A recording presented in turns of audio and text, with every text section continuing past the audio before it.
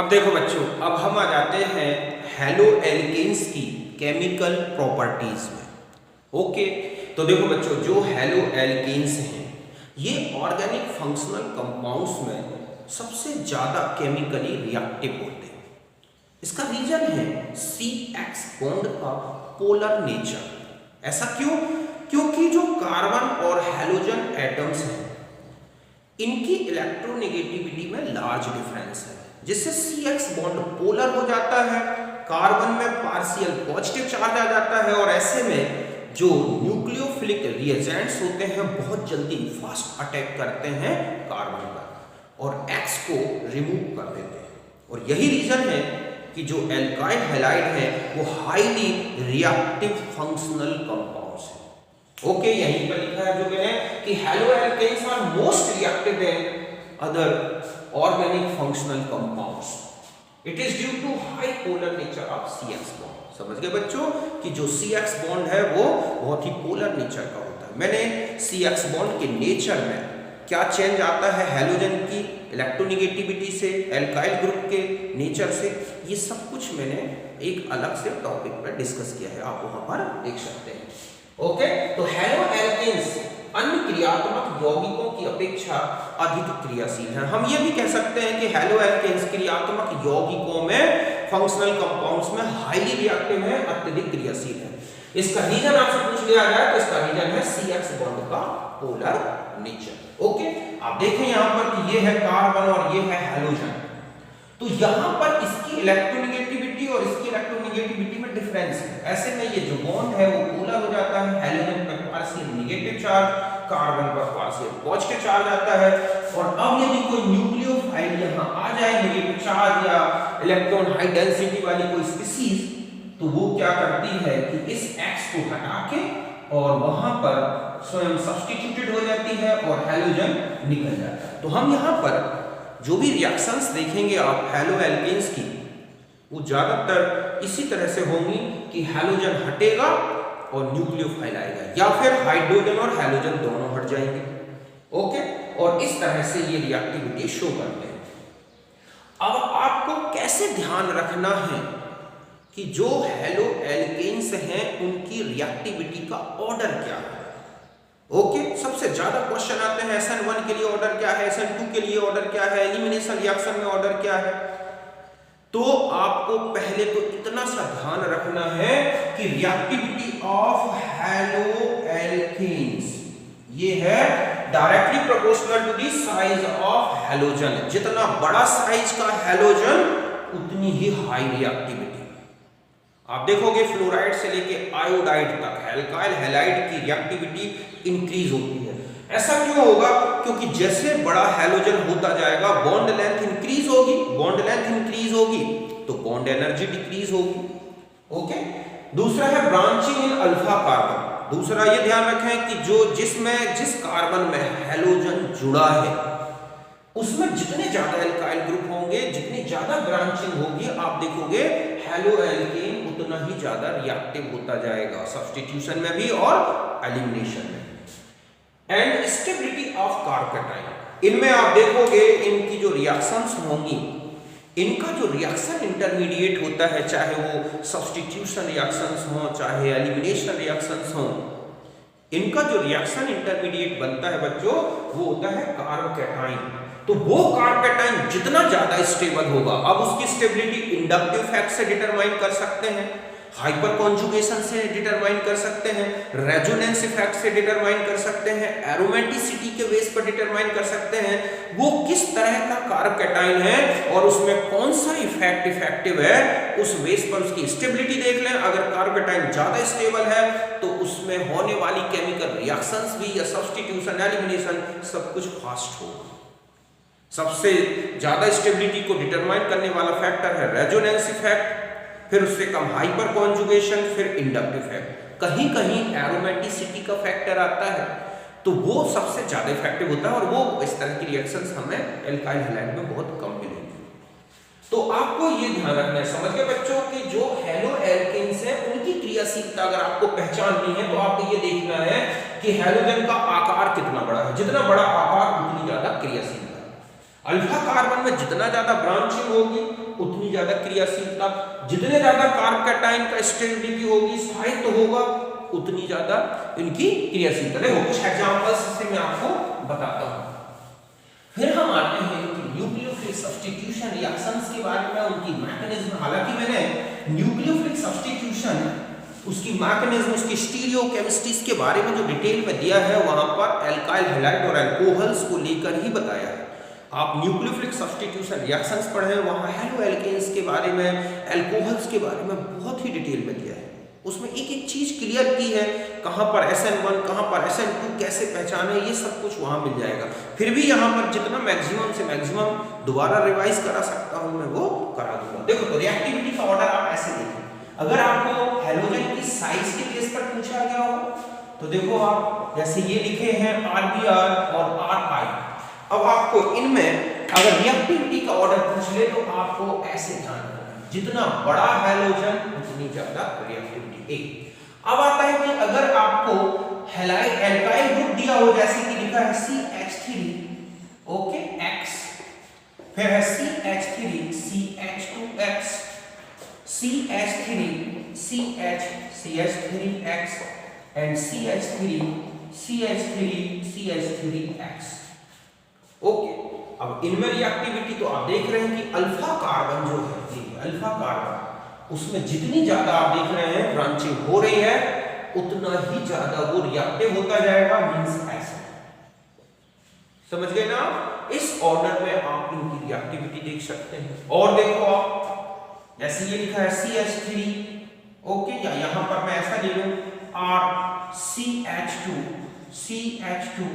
CH double bond CH, या हम यहां पर इतना ले लें CH2X, और एक लिखा है RCH double bond CH CH2X, एक लिखा है C6H5 CH2X, C6H5 whole twice CHX, और C6H5 होल ट्वाइस CH।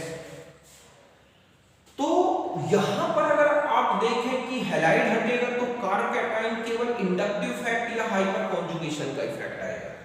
यहां पर अगर हैलोजन हटता है तो यहां पर रेजोनेंस इफेक्ट आएगा, यहां पर और भी रिंग का रेजोनेंस इफेक्ट आएगा, यहां और ज्यादा रिंग बढ़ गई तो आप देखोगे इनके रेजोनेटिंग स्ट्रक्चर्स बढ़ते जाएंगे, कार्ब कैटायन की स्टेबिलिटी बढ़ती जाएगी। तो इनमें अगर ऑर्डर रिएक्टिविटी का पूछ ले तो आपको ऐसे ध्यान रखना है। तो रेजोनेंस इफेक्ट से भी हम रिएक्टिविटी बता सकते हैं कि किनमें ज्यादा रिएक्टिविटी है। अब सपोज आपके पास एक कंपाउंड ये है और एक कंपाउंड ये है, इनमें रिएक्टिविटी का ऑर्डर पूछ ले तो आप देखोगे कि यहाँ हैलाइड है तो ये ज्यादा रिएक्टिव होगा। क्यों? क्योंकि इसका जो कार्ब कैटायन बनेगा वो कैसा होगा, एरोमेटिक होगा, जबकि इसका जो कार्ब कैटायन बनेगा बहुत ज्यादा स्ट्रैंड वाला हो जाएगा, बहुत ज्यादा अनस्टेबल होगा, जबकि ये क्या होगा बच्चों, स्टेबल होगा। इससे कहीं ज्यादा रिएक्टिविटी आप देखोगे कि इसकी हो सकती है। क्यों? क्योंकि इसके कार्ब कैटायन बनने में जो रेजोनेटिंग स्ट्रक्चर है बहुत ज्यादा हो जाएंगे, इससे कहीं ज्यादा, इससे कहीं ज्यादा, मतलब इससे कहीं ज्यादा एरोमेटिक ये है ट्रोपोनियम कार्ब कैटायन, तो इसमें और ज्यादा रिएक्टिविटी होगी। तो इस तरह के हैलाइड्स में भी रिएक्टिविटी का ऑर्डर पूछा जा सकता है। इनमें हालांकि आपको कार्ब कैटायन मैंने बताए हैं बहुत सारे उनकी स्टेबिलिटी, तो जो कार्ब कैटायन की स्टेबिलिटी का ऑर्डर है ना बच्चों, जस्ट उसका जो है उल्टा कर दो, ठीक है, तो आपको रिएक्टिविटी पता चल जाएगी। तो जितना ज्यादा स्टेबिलिटी, जितनी ज्यादा कार्ब कैटायन की स्टेबिलिटी का ऑर्डर देखा है ना आपने, जस्ट उसी ऑर्डर में रिएक्टिविटी ऑफ हेलो एल्केन्स बता सकते हैं। समझ गए ना? अब कई बार ऐसा भी आता है जैसे ये लिखा है CH2X, ओके, यहां पर लिखा है CH, ये है, और X लिखा है, और एक हमारे पास ये है X। आपसे पूछा जाए कि इनमें इलेक्ट्रोफिलिक सब्स्टिट्यूशन का रेट क्या होगा, तो आप जानते हैं कि ये जो हैलाइड को हटाएगा तो इसमें एक ऐसा कार्ब कैटायन बनेगा, ऐसा। समझ गए बच्चों? अब ये जो कार्ब कैटायन है आपको पता होगा कि ये एक डांसिंग रेजोनेंस के कारण अपने आप को क्या बनाता जाता है, स्टेबल बनाता है। तो ऐसे कार्बोकेटाइन तो जितने ज्यादा ये जो ग्रुप्स हैं बढ़ते जाएंगे उतनी ही रिएक्टिविटी बढ़ती जाती है। एक डांसिंग रेजोनेंस मैंने आपको डिटेल में बताया है, आप वहां देख सकते हैं। तो इनकी रिएक्टिविटी का ऑर्डर ये मिलेगा कि साइक्लोप्रोपाइल जो ग्रुप है जितने ज्यादा बढ़ते जाएंगे ये उतने ही ज्यादा क्या होते जाएंगे बच्चों, स्टेबल होते जाएंगे। समझ गए ना?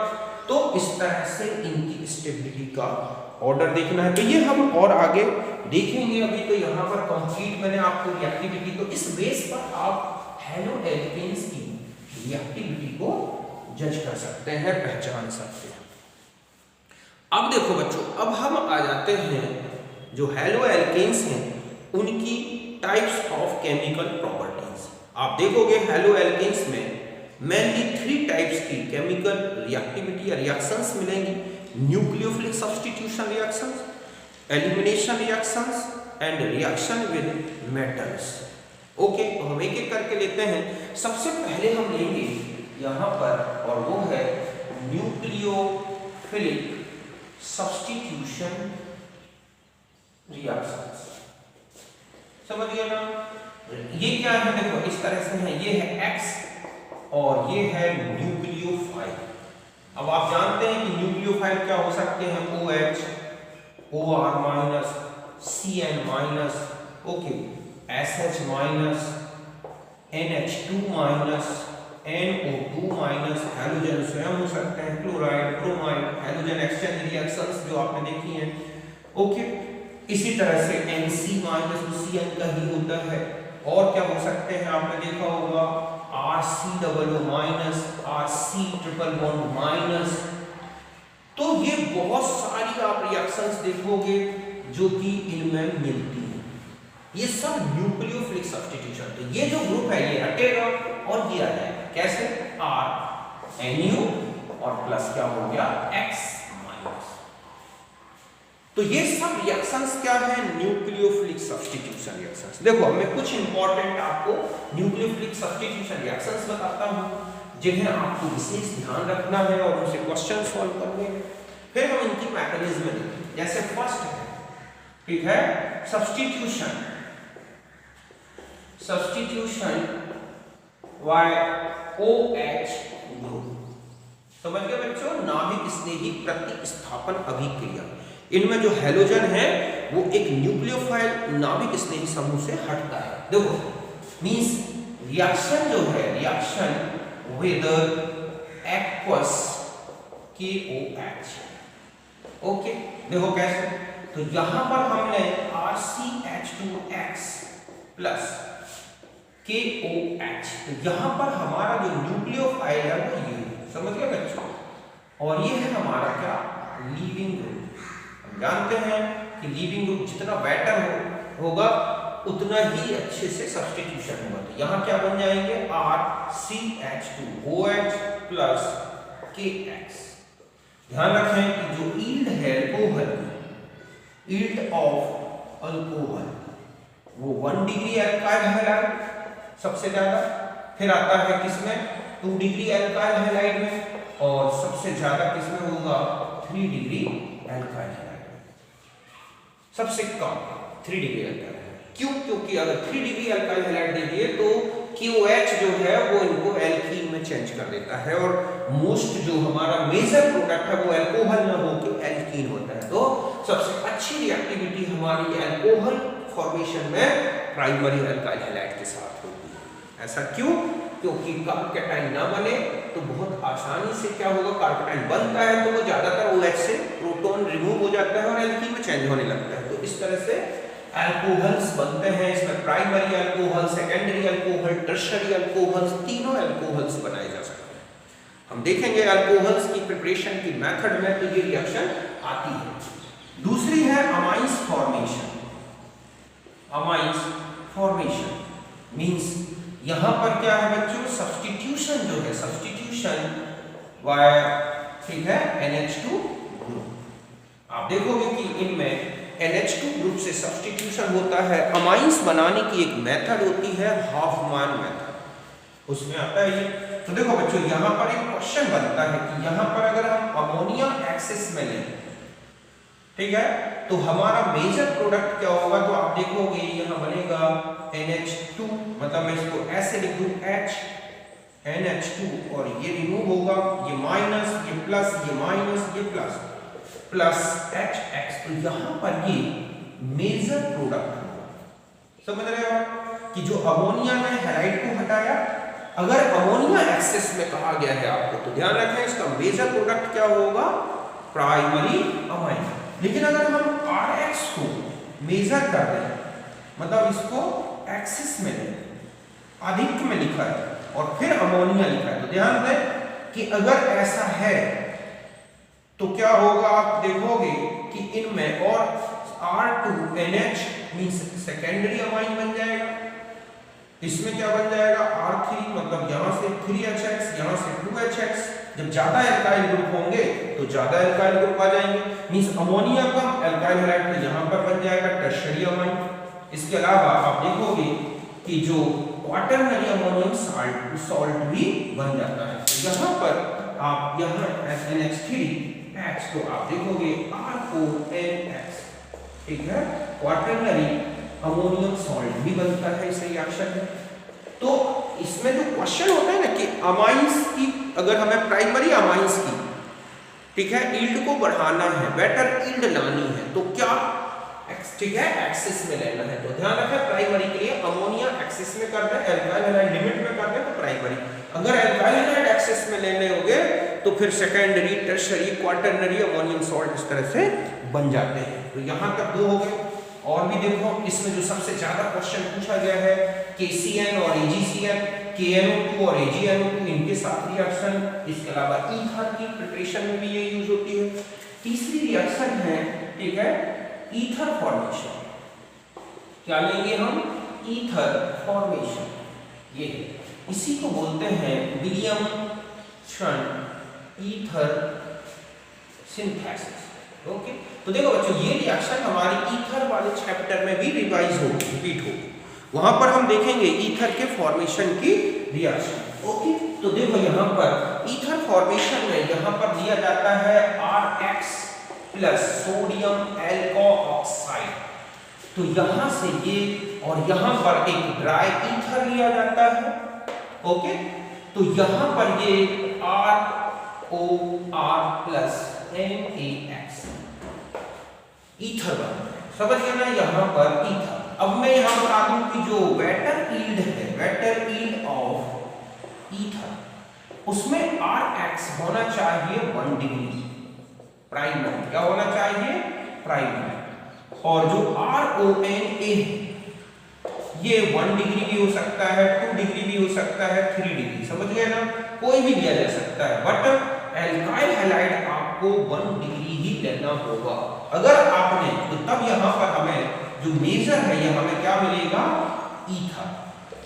अगर आपने यहां RCX कर दिया, अब चाहे यहां RONA कुछ भी हो, तो इसमें जो मेजर प्रोडक्ट है बच्चों वो क्या बन जाएगा, एल्कीन। ऐसा क्यों होता है, देखो आपने टर्सरी एल्काइल हैलाइड यूज कर दिया तो रिएक्शन में कार्बोकैटाइन बन जाएगा। कार्बोकैटाइन बनेगा तो जो एल्कोऑक्साइड है बहुत ही स्ट्रॉन्ग बेस है और वो तुरंत एलिमिनेशन रिएक्शन कर देगा और आपको एल्कीन मिल जाएगी। इसका मतलब है कि इस रिएक्शन में कभी भी यूनिमॉलिक्यूलर SN1 न्यूक्लियोफिलिक सब्स्टिट्यूशन नहीं मिलेगा एल्काइल हैलाइड के साथ। क्यों नहीं मिलेगा, क्योंकि हमने टर्शरी ले लिया alkyl halide, tertiary alkyl halide के साथ कभी भी SN1 रिएक्शन नहीं होगी। ऐसा क्यों, क्योंकि वहां पर क्या बन जाएंगे हमारे एल्कीन्स।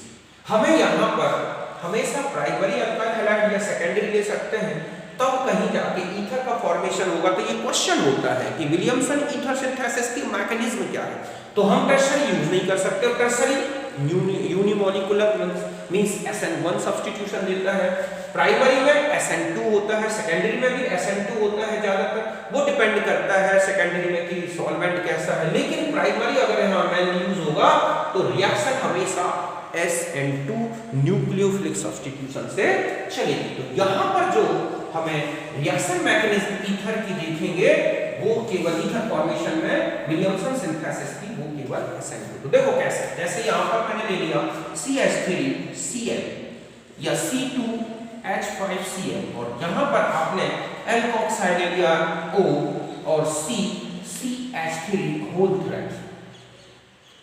तो यहां से ये तो रिमूवल पॉसिबल है और हमें मिल जाएगा CH3O CH3 ये मिल जाएगा ईथर पॉसिबल है। समझ गए ना? अब हम यहाँ पर जस्ट ऐसा ही इसके साथ करा दें तो यहाँ पर C2H5 आ जाएगा। तो ये सब क्या है? 1 डिग्री एल्काइल हैलाइड। समझ गए कि जब आपने 1 डिग्री एल्काइल हैलाइड लिया तो आपको ये मिल गया। अब मान लो आपने यहां पर ले लिया CH3 और यहां पर है Cl और आपने यहां एल्कोक्साइड इस तरह का ले लिया, तो ये क्या है? 3 डिग्री एल्काइल हैलाइड। अब आप सोचो कि आपका प्रोडक्ट क्या है, तो आपने दो प्रोडक्ट देखे। एक तो आप अपेक्षा करते हैं कि एक्सपेक्टेड करते हैं कि आपके पास ये ईथर मिलेगा, लेकिन ये बहुत ही माइनर होगा बच्चों। मेजर प्रोडक्ट आप देखोगे ये हो जाएगा isobutene plus C2H5OH plus NaX यानी Cl। तो ये क्या बन जाएगी? आइसोब्यूटीन। ऐसा क्यों हुआ? देखो मतलब ये टर्शरी आपने लिया तो ये चेंज हो गया होगा CH3 पॉजिटिव चार्ज में प्लस ये। अब जब एल्कोक्साइड आता है तो एल्कोक्साइड बहुत ही स्ट्रॉन्ग बेस है। क्या है बच्चों? Strong base. अब वो दूसरा यहाँ पर स्टेरिक हिंड्रेंस भी है।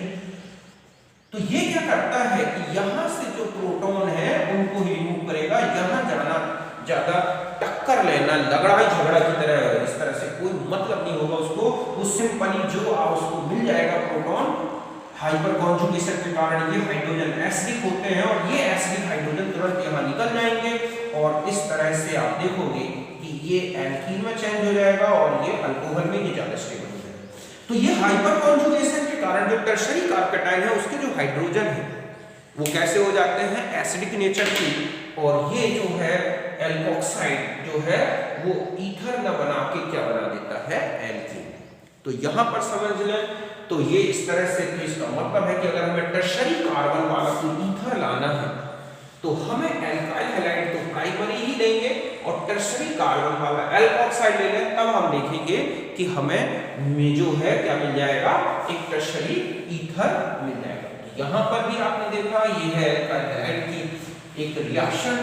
और देखो नेक्स्ट, अब आपको एक क्वेश्चन आता है कि नेक्स्ट है reaction, okay, reaction with AgCN and KCN, इनके साथ क्या रिएक्शन? तो देखो बच्चों, यहां पर आपने एल्काइल हैलाइड लिया, यहां पर आपने AgCN लिया और यहां पर KCN लिया, तो यहां पर जो RNC प्लस RCN, तो यहां पर ये मेजर प्रोडक्ट हो जाता है।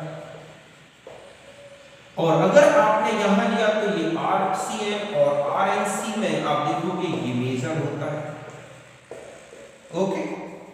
और ये माइनर हो गया, बहुत ही कम मिलता है, ये भी माइनर होता है। तो ऐसा क्यों हो?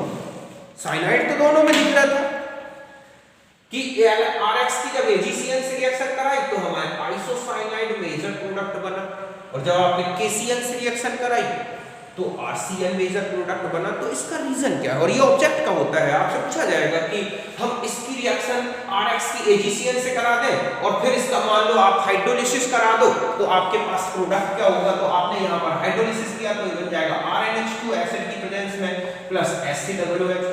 इसका हाइड्रोलिसिस आपने करा दिया एसिड की प्रेजेंस में तो बन जाएगा RCOOH प्लस NH3। अगर इसका रिडक्शन दे रखा है LiAlH4 से तो आप देखोगे सेकेंडरी अमाइन बन जाएगा, सेकेंडरी अमाइन। जबकि इसका रिडक्शन दे रखा है LiH4 से तो आपको देखोगे प्राइमरी अमाइन बनेगा।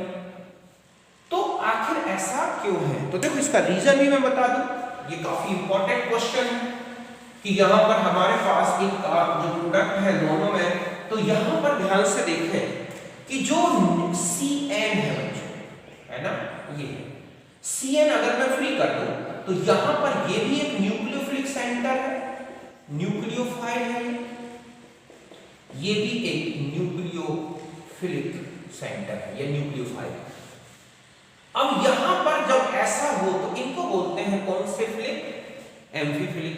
ये क्या है बच्चों, ठीक है, कि यहां पर ये एम्बीडेंटेड, जैसे एम्बी न्यूक्लियोफिलिक या एम्फीफ्लिक हो गई। तो अब यहां पर जब ये एम्फी है, या हम ये कहें कि एक प्रकार से दोनों ग्रुप जो है इसके कार्बन और नाइट्रोजन दोनों न्यूक्लियोफाइल हैं, एक एम्बीडेंटेड। ये कैसा है, एम्बीडेंटेड ग्रुप। एम्बीडेंटेड मतलब है कि एक ऐसा न्यूक्लियोफाइल जिसके दो दो सेंटर हो न्यूक्लियोफिलिक। अब क्या होता है, देखो यहां पर हमने लिया KCN। KCN एक आयोनिक कंपाउंड है। क्या है बच्चों, आयोनिक कंपाउंड। आयोनिक कंपाउंड के कारण ये इस तरह से ब्रेक हो जाता है, मींस यहां पर ये एक न्यूक्लियोफाइल तैयार हो गया साइनाइड में। कौन सा, साइनाइड। ये क्या है, एक न्यूक्लियोफाइल। लेकिन यहां पर इसकी इलेक्ट्रोनेगेटिविटी कम है, ठीक है। अगर हम इसकी इलेक्ट्रोनेगेटिविटी की बात करें तो यहां पर जो साइनाइड कार्बन है उसकी कम है और नाइट्रोजन की ज्यादा है। और जानते हैं हम कि नेगेटिव चार्ज अगर कार्बन में आता है तो वो उतना स्टेबल नहीं है। तो ये वाला जो है स्टेबिलिटी क्या है, इसकी लेस स्टेबिलिटी है। तो ये क्या करता है कि जैसे ही किसके पास पहुंचेगा, नेगेटिव चार्ज है तो इसकी इलेक्ट्रोनेगेटिविटी जो है नेगेटिव चार्ज के कारण कम हो जाएगी, मींस ये अनस्टेबल रहेगा। तो ये क्या करता है, RX के साथ ट्रांजिशन स्टेट इस तरह बनाता है, किसके थ्रू, कार्बन। मतलब ये है कि CN ग्रुप जो है नेगेटिव, मतलब C ट्रिपल बॉन्ड N, ठीक है, ग्रुप जो है partially bonded with alkyl halide through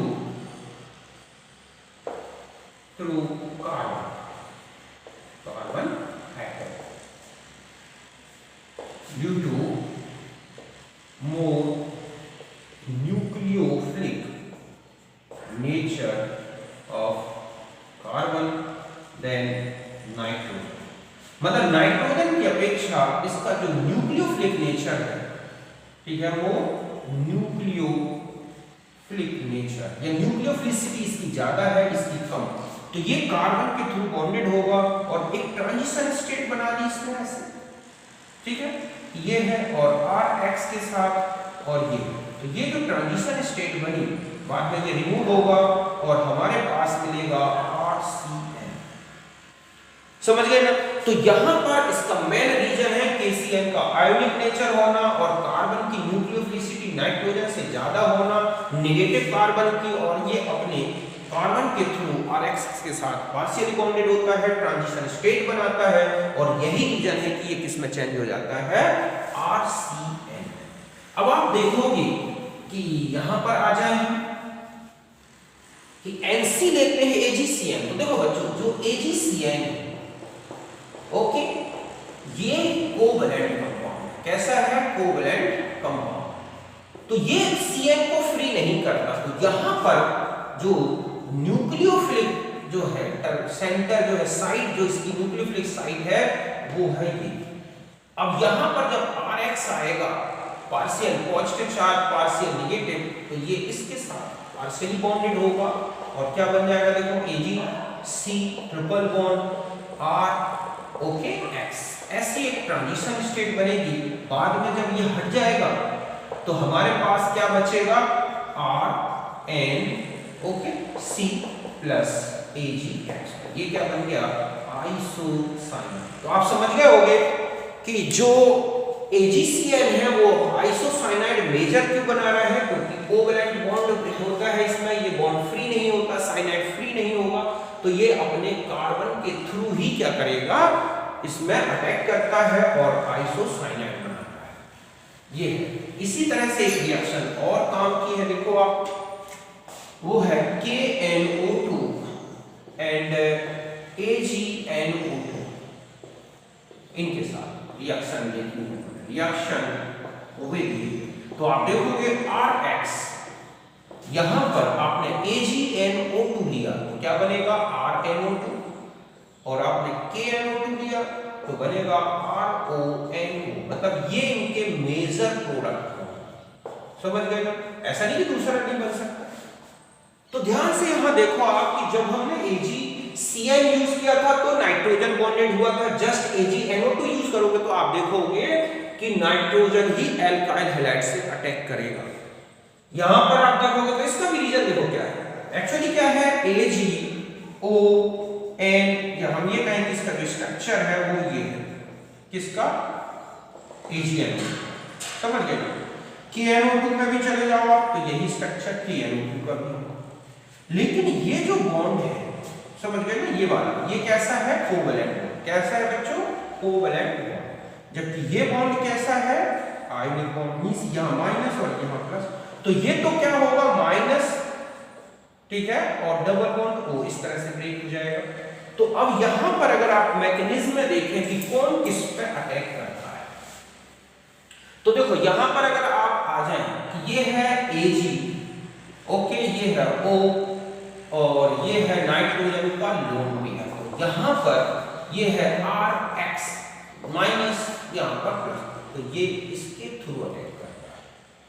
और ऐसे में जो हमारी ट्रांजिशन स्टेट बन रही है AgO, ठीक है, तो यहां पर ये ब्रेक होने लगेगा और यहां जो है डबल बॉन्ड O, और यहां पर आपने देखा कि RX ऐसे बॉन्डेड हो जाएगा, बाद में ये यहां आ जाएगा और ये जो है पूरा का पूरा ग्रुप हमारा इसके साथ आ जाएगा और हमें मिलेगा RNO2, समझ गए ना, इस तरह से, और प्लस हमारे पास क्या निकल जाएगा AgX। तो ये जो है पूरा का पूरा जो आप देख रहे हैं कि हमें क्या मिल गया नाइट्रो एल्केन, और यही रीजन है कि AgNO2 के साथ जो रिएक्शन होती है उसमें नाइट्रो एल्केन बनते हैं। और यहां पर क्या होगा देखो, आपके पास है N डबल बॉन्ड O और ये है, और यहां नेगेटिव चार्ज है, हम जानते हैं कि नेगेटिव चार्ज एक अच्छा इलेक्ट्रॉन डोनर होगा, प्लस RX प्लस माइनस, तो ये इसके थ्रू बनाएगा और ये बन जाएगा क्या NO OR, ठीक है, X, ये ट्रांजिशन स्टेट X निकला और बन जाएगा हमारे पास RON एल्काइल नाइट्राइल, क्या बन जाएगा एल्काइल। तो ये ध्यान रखना है कि जहां Ag आया है ना वहां पर नाइट्रोजन ग्रुप ही एल्काइल ग्रुप से जुड़ा है, चाहे वो AgCN का हो और चाहे AgNO2 का हो। AgCN के साथ RNC बना था, आयन जुड़ा हुआ है कार्बन से, और AgNO2 के साथ भी नाइट्रोजन कार्बन से, मींस कार्बन जो है नाइट्रोजन जो है वो एक न्यूक्लियोफाइल होता है AgCN के साथ, AgNO2 के साथ। KNO2 KCN दोनों के साथ नाइट्रोजन न्यूक्लियोफाइल नहीं है बल्कि एक कार्बन है या फिर नाइट्रोजन, इस बेस पर आप विशेष ध्यान रखें। ओके, तो ये रिएक्शन की हमारी ये भी एक न्यूक्लियोफिलिक सब्स्टिट्यूशन है, लेकिन इसमें क्वेश्चन आते हैं और फिर आगे की रिएक्शंस पूछ ली जाती हैं, समझ गए यहां तक। तो ये था हमारा इसके साथ रिएक्शन। और भी सिंपल रिएक्शंस बता दूं, जैसे कि ये है RX प्लस Na, नेक्स्ट होता है फॉर्मेशन, ठीक है, formation of higher alkyne, okay, मतलब ये है सब्स्टिट्यूशन जो होगा बच्चों, सब्स्टिट्यूशन बाय एसिटी, ठीक है, एसिटिलाइड ग्रुप से होता है, मतलब यहाँ पर C ट्रिपल बॉन्ड Cr है, ये रिमूव हो जाता है और हमें मिलता है RC ट्रिपल बॉन्ड। देखो कई बार ऐसा नहीं लगता होता है रिएक्शन, जैसे यहाँ लीजिए CaC2 प्लस H2O, आप जानते हैं कि CH triple bond CH plus CaOH whole twice बनेगा, फिर यहाँ पर दे दिया उन्होंने NaNH2 1 इक्विवेलेंट, तो आप देखोगे CH ट्रिपल बॉन्ड CNA बनेगा, फिर एक यहाँ पर लिख दिया RX, अब R कोई भी ग्रुप मान लो C5H11 या सॉरी, ठीक है, तो ये देखिए मान लो C3H7 ये ग्रुप है, तो आप यहाँ से इसको रिमूव करेंगे तो क्या बन जाएगा CCH3, ये हो गया। फिर यहीं पर उन्होंने दे दिया NaX और यहाँ दे दिया C2H5X सॉरी NaNH2, तो अगला जो प्रोडक्ट होगा वो ऐसे हो जाएगा। तो इसमें एल्काइन जो होते हैं, मतलब एसिटाइलिन से लेके और हायर एल्काइंस तक का प्रिपरेशन करना है, तो हम ये रिएक्शन यूज कर सकते हैं। पहले हम इसके सॉल्ट बनाए, एसिड बेस रिएक्शन लें, सोडियम एसिटेलाइट बनता है जो RX से रिएक्शन करके और आगे हायर एल्काइंस में चेंज हो जाता है। तो ये भी एक क्या है, एल्काइल हैलाइड की न्यूक्लियोफिलिक सब्स्टिट्यूशन रिएक्शन। अब और देखो और कौन कौन सी रिएक्शंस हैं, इसके अलावा मैं और कुछ इंपॉर्टेंट रिएक्शन और लिख देता हूं, जैसे RH+।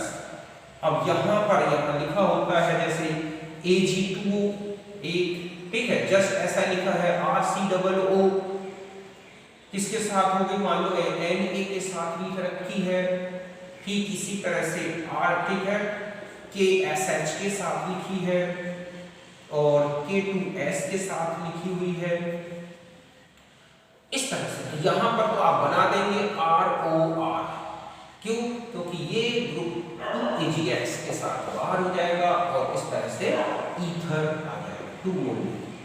इसके साथ कराएंगे तो ये 2 होगा इसके साथ और क्या बन जाएगा RCOOR। तो ये अगर आप ऐसा लें तो ये यहाँ आ गया, ये ऐसे रहेगा। KSH के साथ तो ये क्या बन गए एस्टर्स, ये क्या बन गया बच्चों ईथर। KSH के साथ करेंगे तो ये क्या बन गए मार्केटेन। K2 के साथ तो R2S, समझ गए ना, ये भी। तो ये क्या है थायोईथर, ये क्या है थायो अल्कोहल, इस तरह से। ओके, तो ये इसके साथ रिएक्शन है, ये भी एक न्यूक्लियोफिलिक सब्स्टिट्यूशन रिएक्शन। तो इन रिएक्शंस में आपने देखा कि ये न्यूक्लियोफिलिक ग्रुप जो है किसको सब्स्टिट्यूट कर रहा है हैलाइड ग्रुप को। तो ये सब किसकी रिएक्शंस हो गई, इसकी न्यूक्लियोफिलिक सब्स्टिट्यूशन की। ओके, तो ये कुछ न्यूक्लियोफिलिक सब्स्टिट्यूशन रिएक्शंस थी जिसे मैंने आपको बताई, तो आप इन्हें नोट कर लें।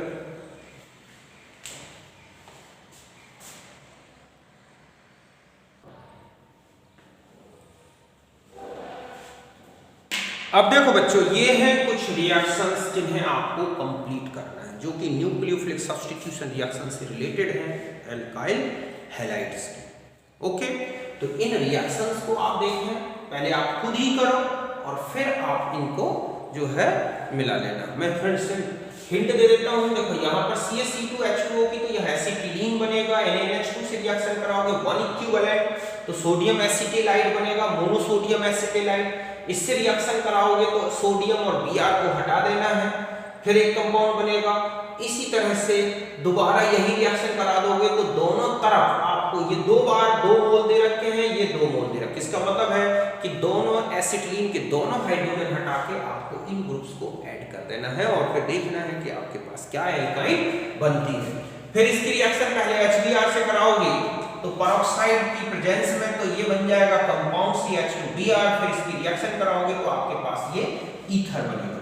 यहाँ रिएक्शन कराओगे तो यहाँ पर तो बनेगा RCN का इससे रिडक्शन कराओगे तो RCH2NH2, इससे रिडक्शन कराओगे तो CH2NH2, मेंडियस रिएक्शन है। इससे रिएक्शन कराओगे तो RCOOH, इससे रिएक्शन कराओगे तो एल्डिनीन बनेगा जो कि फिर हाइड्रोलिसिस होगा तो एल्डिहाइड में चेंज हो जाएगा, स्टीफन रिएक्शन है।